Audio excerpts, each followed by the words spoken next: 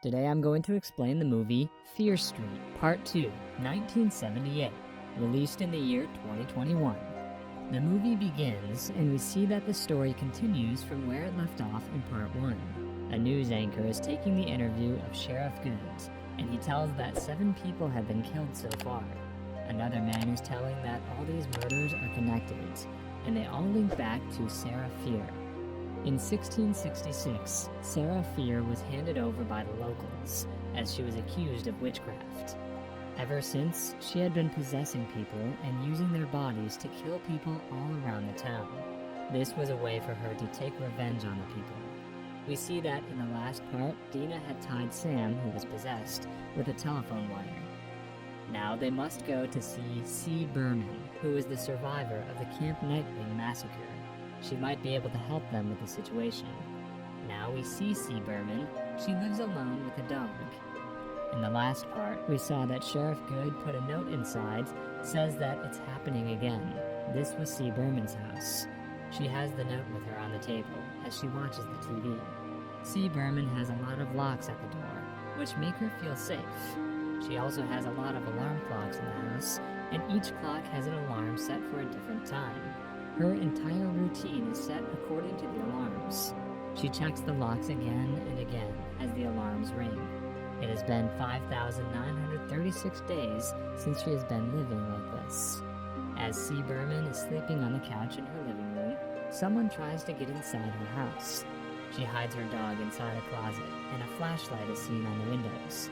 At first, she tries to be quiet, but as her kitchen window opens and someone tries to get in, she catches the person and finds that it is Dina and Josh.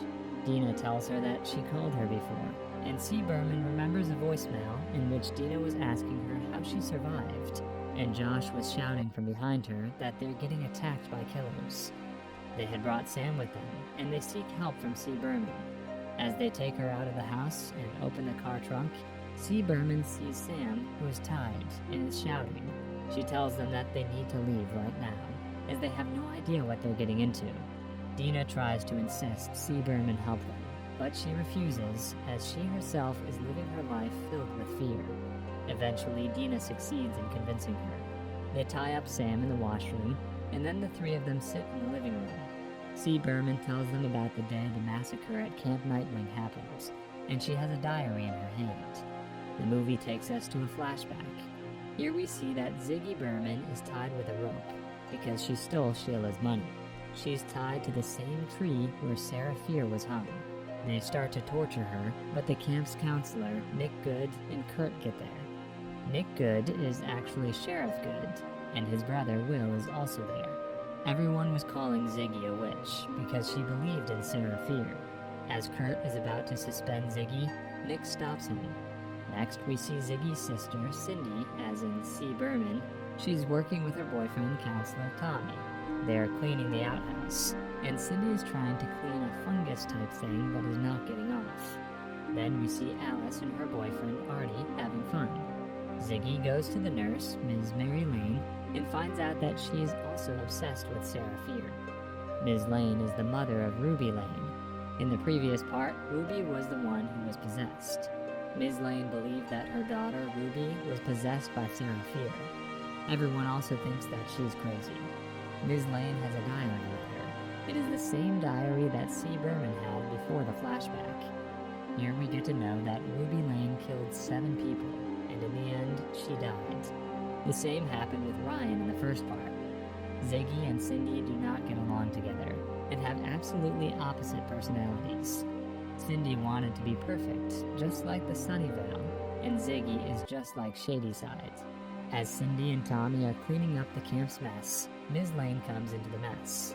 She tells Tommy that she was sorry, as she's unable to save him, and she tells that she saw his name on the wall. This means that one way or the other, he will die tonight. Then she attacks him with a knife. Tommy had a hit in his head, but he is able to stop Ms. Lane. Ms. Lane is taken away by a stretcher. No one knew why she tries to kill Tommy, and everyone thought that Ms. Lane turned into a killer just like her daughter Ruby. Cindy was the only one who did not believe, as everyone else did. She thought that maybe Ms. Lane was into drugs, which made her try to kill Tommy. Despite all this, there will be a game at the camp the coming night against the Shadyside and the Sunnyvale. The Sunnyvale are confident about winning. On the other hand, the Shadyside have already accepted their defeat. Afterward, the game begins, and Cindy and Tommy go to Ms. Lane's office. There they find the diary which we saw before. It was written in the diary that, before dying, Sarah Fear made a deal with the devil, which made her immortal, and the entire town was cursed. During the ceremony, Sarah cut her hand and placed it on the Satan's stone, and the curse will not end until her hand is united with her body. As they continue to read the diary, Alice and Arnie also come into the office. Alice takes the diary and finds a map in it, which was made by Ms. Lane. On the map, they could see that the camp is located in the same place as where the Union was before. On the map, a place was marked with Sarah Fear's name, and it had many X's drawn around it. They get really curious about it and think that maybe it indicates where Sarah Fear lives. They decide to go and have a look. As they leave, Tommy starts to hear some voices in his head. Nick goes to see Ziggy, and as he reaches her, he sees that there are a lot of things written on the walls behind her. Ziggy was getting ready to take revenge on Sheila for what she and her friends did to her. Nick decides to help Ziggy take revenge, and he has a plan. Tommy, Cindy, Alice, and Arnie reach the place on the map. They see that there are many holes dug up all around the place. They see the map and figure out that the X on the map indicates the holes dug up by Ms. Lane. She was looking for Sarah Fear's hand so that she can end the curse. After looking around the place for a while, the four find Sarah Fear's house. They look inside and find many disturbing things inside. They also see the witch mark engraved on the floor. Everything was in front of them, but still they were not believing in it. Tommy gets surrounded by some flies, which indicates that he is also possessed now. The other three look at the wall, and the wall contains the name of everyone who got possessed and tried to kill other people. Tommy's name is also written on the wall. This means that Ms. Lane also came to this place, and she saw Tommy's name on the wall. This was the reason that she tried to kill Tommy and stop him from killing anyone else. Tommy attacks Arnie and ruins his face with an axe. Cindy and Alice get inside a small passage that leads to a cave, and they get stuck inside it. On the other hand, we see Sheila get inside the outhouse. Ziggy and Nick drop bugs on her and lock her inside the outhouse.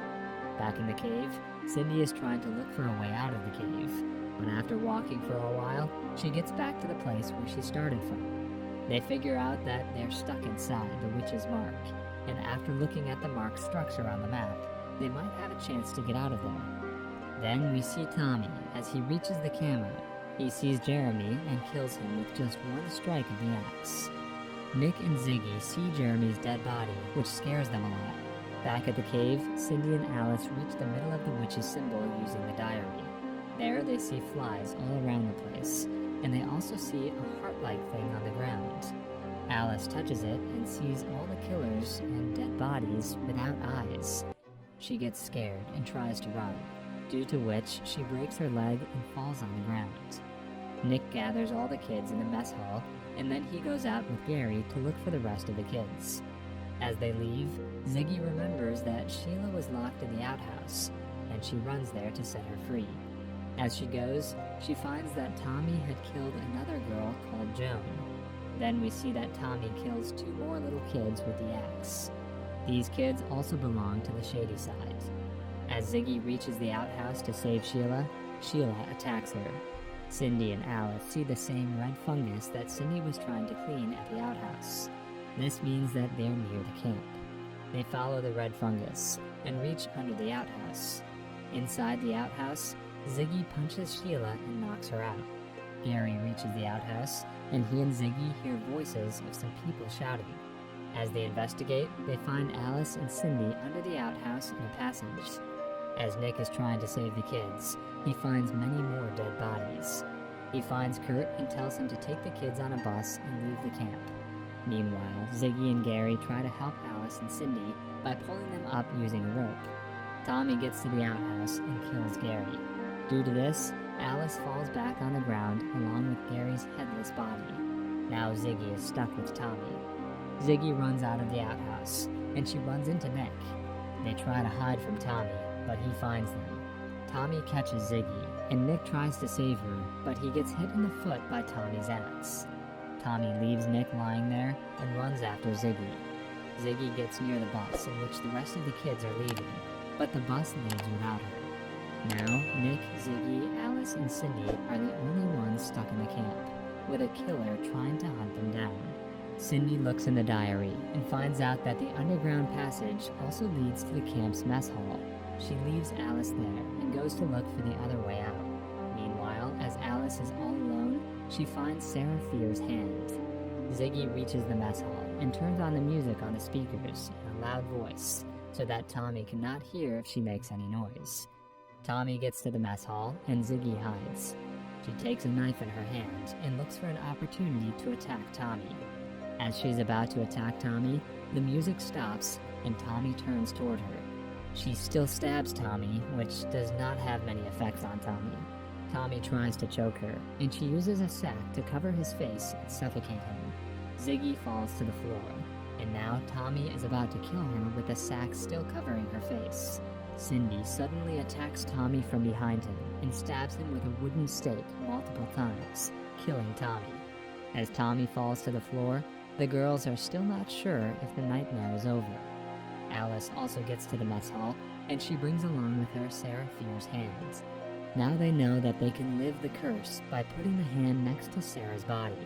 Their body was buried under the tree where Sarah was hung. Suddenly, Ziggy's nose starts to bleed, and blood drops upon Sarah's hand. She sees the witch, and now the curse has been triggered. Now all the dead killers are going to rise back to life. This is the same that happened with Sam. We see that all the killers are rising back to life.